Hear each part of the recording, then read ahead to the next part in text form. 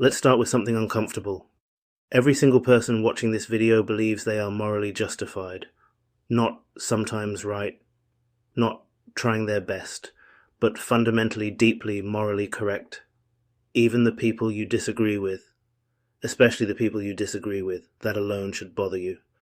Because if morality were as obvious and universal as we like to pretend, then why does every era look back on itself in shame?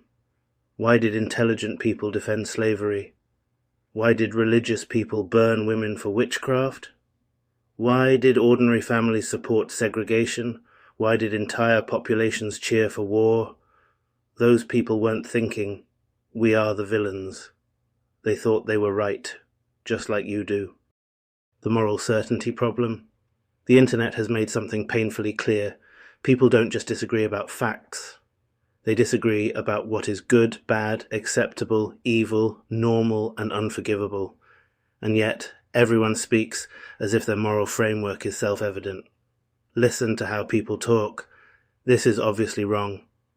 Any decent person would agree. How can you not see this? It's just basic morality. But whose morality?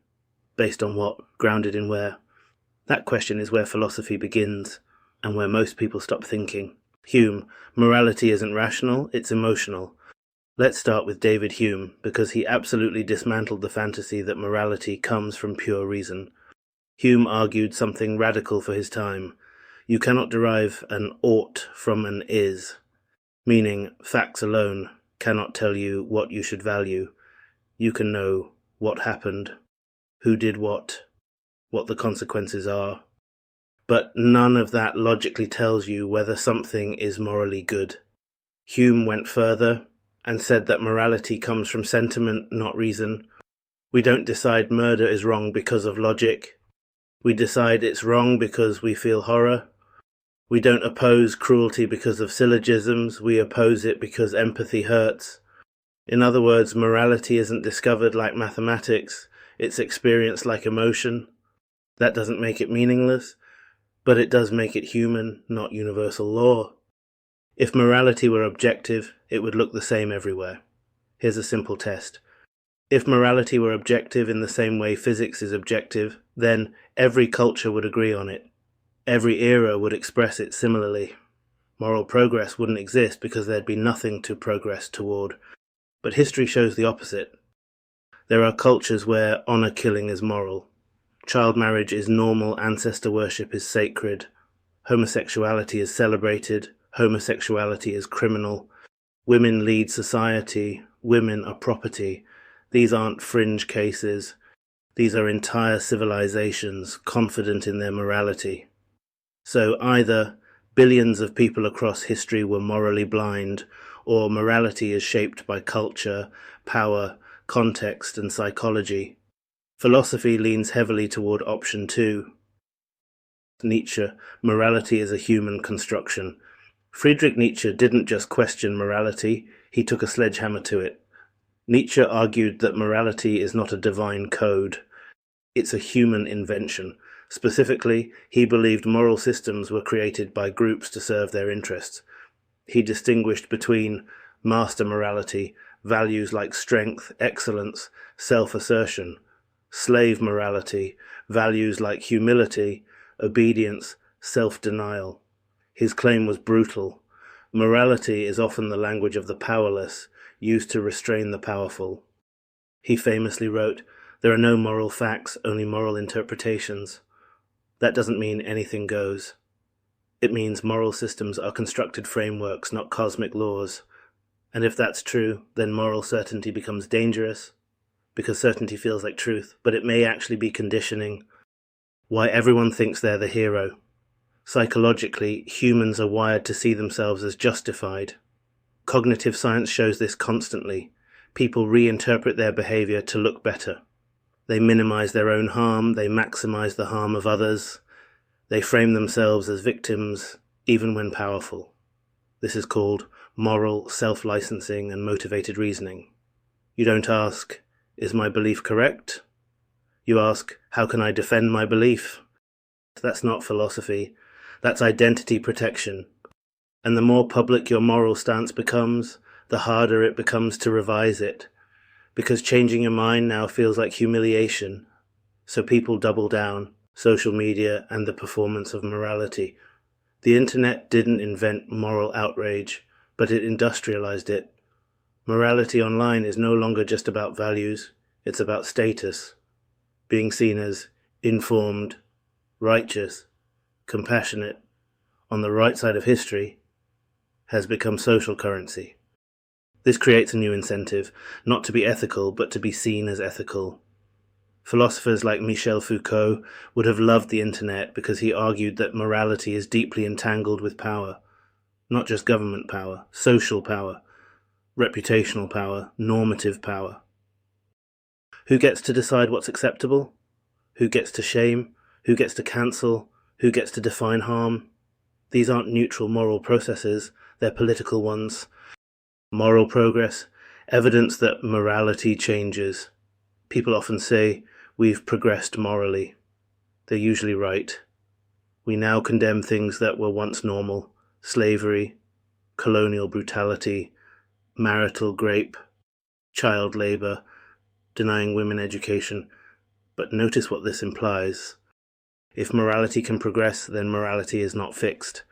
If morality changes, then past certainty was wrong. If past certainty was wrong, present certainty might be too. That should make you cautious.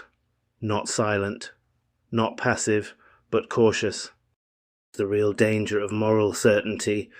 The most dangerous people in history were not the doubters. They were the absolutely certain.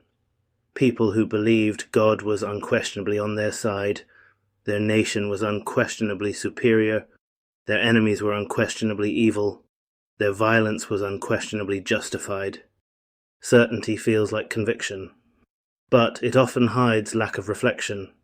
Philosophy doesn't teach you to abandon morality. It teaches you to hold it provisionally, with awareness, with humility, with revision built in. Does moral relativism mean anything goes? This is the objection everyone raises immediately. If morality is relative, then murder is okay. If morality is subjective, then nothing matters. If morality is constructed, then we can't judge anything? No, that's a misunderstanding. Moral relativism does not mean no standards exist. It means standards emerge from human context, not cosmic authority. You can still argue for reducing suffering, increasing fairness, protecting autonomy, valuing dignity, but now you must justify those values, not assume them. You have to explain, why is suffering bad? Why does dignity matter? Why should autonomy be protected? That's harder than shouting, it's obvious, but it's more honest. Why people hate this conversation? People resist this discussion because it destabilizes identity. If morality isn't absolute, your certainty feels fragile. Your outrage feels questionable. Your judgments feel exposed. You have to face the possibility that you are not morally superior. You are morally situated. That doesn't mean you're wrong. It means you're responsible for defending your values. The difference between conviction and dogma. There is a crucial distinction. Conviction says, this is my moral position and I can explain why. Dogma says, this is morally obvious and anyone who disagrees is evil or stupid. Conviction invites dialogue. Dogma shuts it down.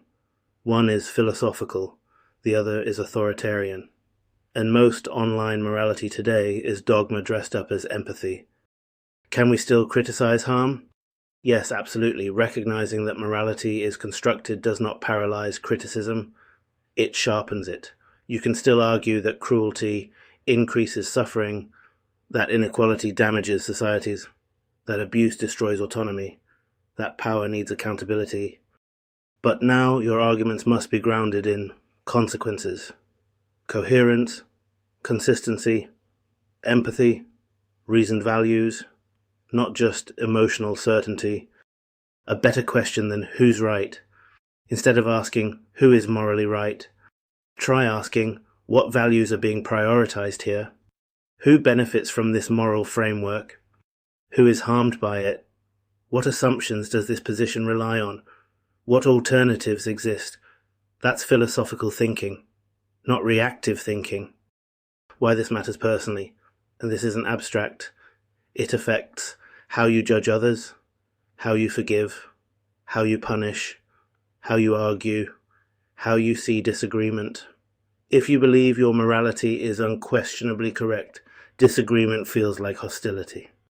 If you understand morality is situated and constructed, disagreement becomes a clash of frameworks, a conflict of values, a need for negotiation. That's harder, but it's also more mature. The uncomfortable truth. Most people are not defending morality. They're defending identity, tribe, belonging, reputation. That doesn't make them evil. It makes them human.